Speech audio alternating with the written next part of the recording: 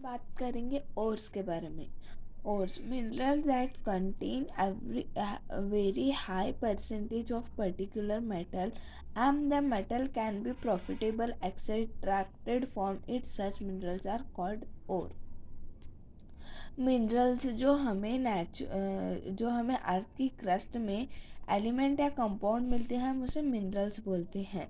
वो मिनरल्स के अंदर मेटल होना चाहिए। वो मेटल हायर अमाउंट में रहना, हाई परसेंटेज में मेटल रहना। अगर हम उससे एक्सटेंड करेंगे या हमें उसे निकाल लेंगे तो वो हमें हाईली प्रॉफिटेबल होना, हमें उसे बेचने से वो हाईली प्रॉफिटेबल होना और हाई अमाउंट में मेटल निकलना, हम उसे बोलते हैं ओर। अब हम बात करेंगे गैंग्यू।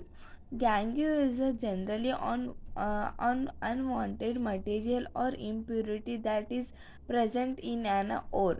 This can be found in or deposits where the mineral is present. ये गैंग्यू क्या होता है? ओर के अंदर बहुत सारे मट्टी, डस्ट ये वगैरह लगे रहता है। वो ओर में इम्प्योरिटीज़ रहती, वो इम्प्योरिटीज़ का नाम है गैंग्यू। इसे बोलते हैं हम गैंग्यू। अब हम बात करेंगे ओर से हम मेटल को कैसा निकालते हैं। ये हम इसके बारे में बात करेंगे। हम कैसा ओर से मेटल को एक्सटेंड करते हैं, नहीं मेटल को निकालते हैं। ओर को हम मेटल में लाने के लिए फर्स्ट ओर को हम मेटल ऑक्साइड में कन्वर्ट कर देना पड़ता है। उसके बाद में मेटल को इजीली हम एक्सटेंड कर पाते हैं। ओर्स दो तरह की होती है, सल्फाइड ओर और कार्बोनेट ओर। अगर सल्फाइड ओर रहे तो हम उसे मेटल ऑक्साइड में कन्वर्ट करने के लिए रोस्टिंग करेंगे। रोस्टिंग बोले तो it is the process of heating concentrated ore strongly in the presence of excess air. Roasting ऐसा प्रोसेस होता है, उसे हम हीट करेंगे लेकिन हम उसे हीट एयर के साथ करेंगे। ओके, उसे बोलते हैं रोस्टिंग। अभी और हम इसे हीट करेंगे, एयर के साथ हमें इसे हीट करेंगे और मेटल ऑक्साइड हमें फॉर्म होता है। फॉर एग्जांपल जिंक सल्फाइड एक और है, हमें क्या करेंगे, इसे हीट करेंगे एयर के साथ, जिंक ऑक्साइड हमें फॉर्म होता है, यानी कि मेटल ऑक्साइड फॉर्म होता है। अब वो कार्बोनेट ओर के बारे में बात करेंगे। अब हम सल्फाइड ओर को तो कैसे मेटल ऑक्साइड में कन्वर्ट करना देख लिया। अब कार्बोनेट ओर को कैसे मेटल ऑक्साइड में कन्वर्ट करेंगे देखेंगे। तो हम ये प्रोसेस इस्तेमाल करते हैं कैल्किनेशन।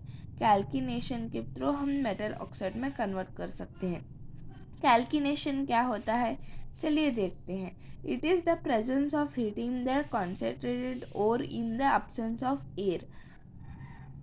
कैलकुलेशन ये प्रोसेस होता है, और को हम हीट करते हैं लेकिन विथआउट एयर के हम उसे हीट करते हैं, इसे बोलते हैं कैल्किनेशन।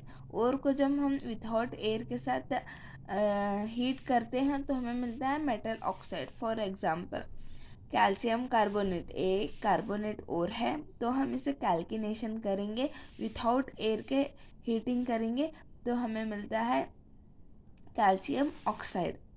अब हम ओर से तो मेटल ऑक्साइड में कन्वर्ट कर लिया, अब मेटल ऑक्साइड से मेटल को कन्वर्ट करेंगे तो हमें इसका रिडक्शन करेंगे। Removal of oxygen is reduction, तो हमें इसके अंदर का रहे ऑक्सीजन को निकाले तो हमें मेटल मिलता।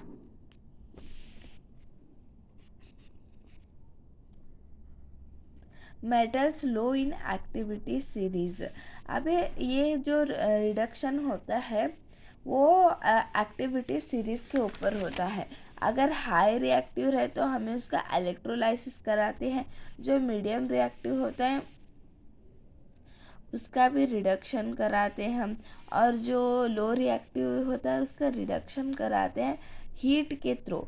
हीट करने से वो अपना आप ऑक्सीजन रिमूवल हो जाएगा। Metals low in the activity series are very unreactive reactive, the oxides of these metals can be reduced to metals by heating alone.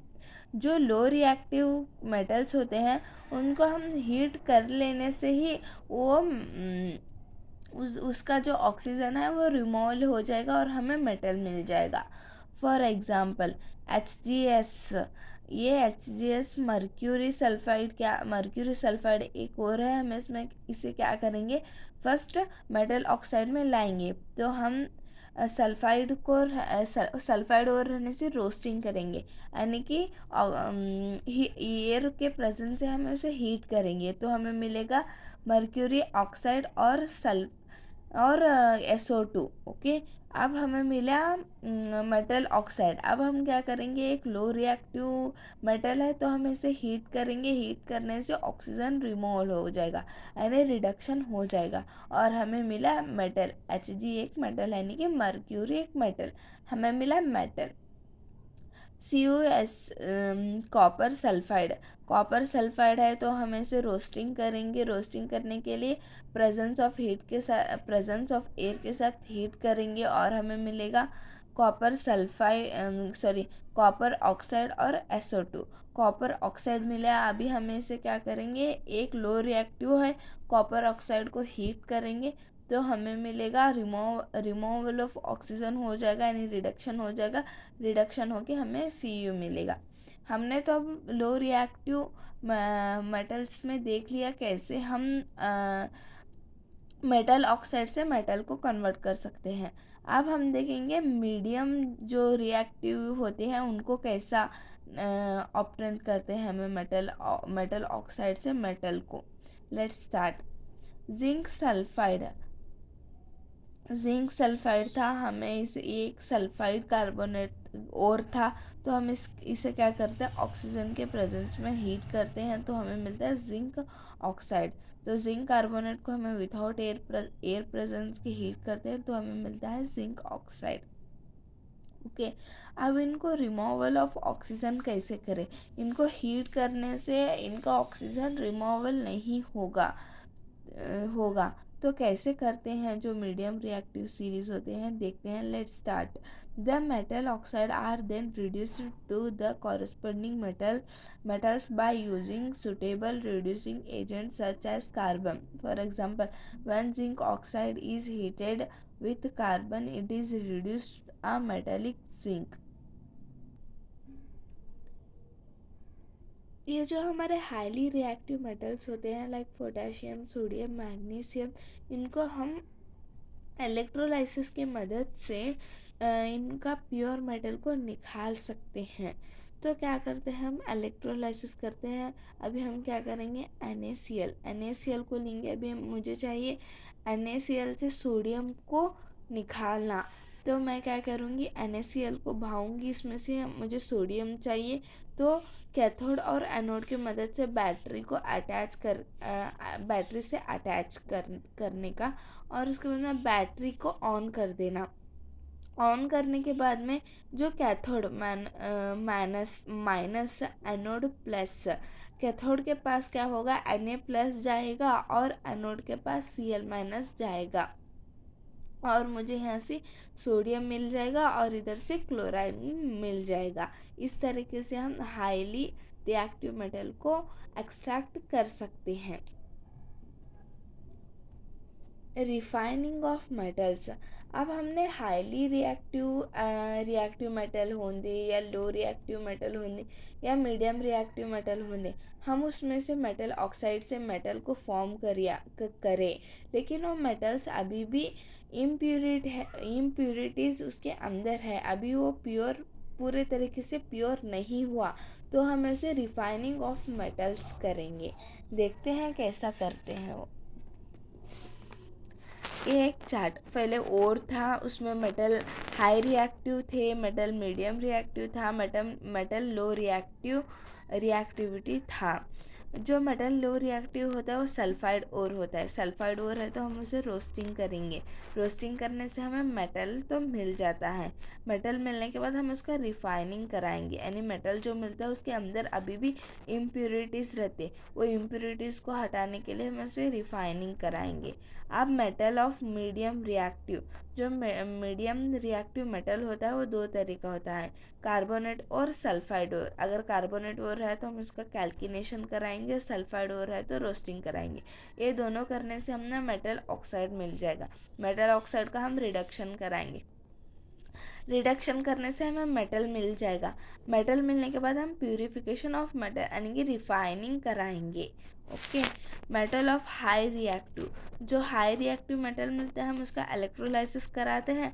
Electrolysis करने के बाद जो मेटल मिलता है हम उसका रिफाइनिंग कराएंगे और हमें प्योर मेटल मिल जाएगा। अब हम ये रिफाइनिंग कैसा कराते हैं? रिफाइनिंग में हम मेटल, लो रिएक्टिव मेटल को भी लेते हैं, हाई रिएक्टिव मेटल को भी लेते हैं, मीडियम रिएक्टिव मेटल का भी ये रिफाइनिंग प्रोसेस चलता है। ओके। फर्स्ट हम कैथोड और एनोड को बैटरी के मदद से जॉइंट करेंगे और इसके अंदर भरेंगे कॉपर सल्फेट सोल्यूशन, और कैथोड में प्योर कॉपर और एनोड में इम्प्योर कॉपर भरेंगे। जैसे ही बैटरी ऑन हो जाएगी तो ये इम्प्योर कॉपर के पार्टिकल्स इसमें इकट्ठा होने लगेंगे, और जो प्योर इसमें एनोड में और थोड़े प्योर जो कॉपर के पार्टिकल्स होंगे वो इस तरह कैथोड पर जाने लगेंगे। जो इम्प्योर का है यहाँ पे नीचे जाके बैठेंगे इम्प्योर के पार्टिकल्स, इसे बोलते हैं हम एनोड मड। जो प्योर पार्टिकल्स है वो कैथोड पर जाने लगेंगे और एक कैथोड का जो ये ट्यूब है ये मोटा होने लगेगा, यानी थिन होने लगेगा। ये प्रोसेस को ही हम बोलते हैं refining of metals. I hope आप सभी को ये समझ में आया। अगर समझ में आया तो मेरे चैनल को लाइक एंड सब्सक्राइब कीजिए।